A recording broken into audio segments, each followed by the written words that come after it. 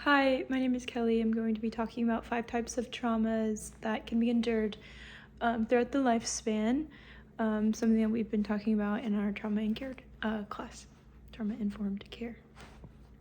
So the first trauma that I was going to talk about was sexual assault. So this refers to any unwanted or involuntary sexual behavior towards another person in which a victim is forced or coerced to engage in acts against their will without consent. So this includes rape, groping, forced kissing, harassment, or abuse in sexual context. I know as a society we understand there's not a lot of people who question rape as a form of sexual assault or under the umbrella of that term. However, my mother was telling me a story about one time a former boss had one too many drinks and he sort of grabbed her by the neck and forced his lips on hers. And she sort of told the story as though that happens, and it is definitely a form of sexual assault. There are tons of people who are perhaps unaware of that, whether we like to admit that or not. So medical trauma is another form of trauma that can be experienced by the individual. Essentially, it's pediatric medical stress refers to a set of psychological responses of children and their families to pain, injury, serious illnesses, medical procedures, and invasive or frightening treatment experiences.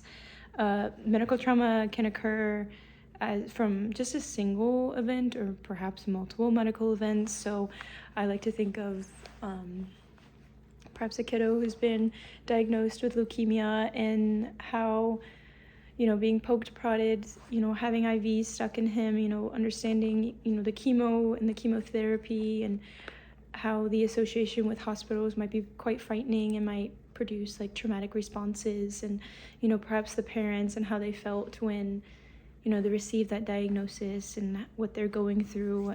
These are all trauma responses and things that can be under the umbrella term of medical trauma.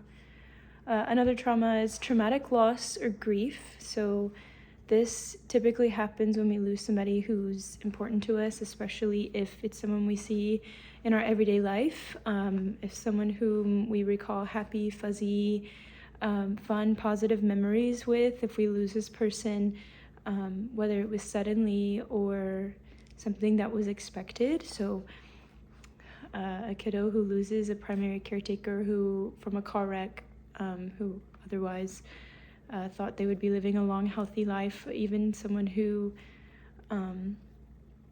is prepared for this person to die because of a chronic illness. Both of these individuals can experience trauma responses and show those things, and it's something that we consider trauma. It's not considered under the ACE score, but it's something that if we have natural buffers and people in our lives to help help us through that grief, we're capable of positively overcoming that, thankfully. Another is natural disasters. So a recent event would be the Maui disaster in Hawaii, and the people who lost their lives, lost loved ones, lost their homes and their vehicles.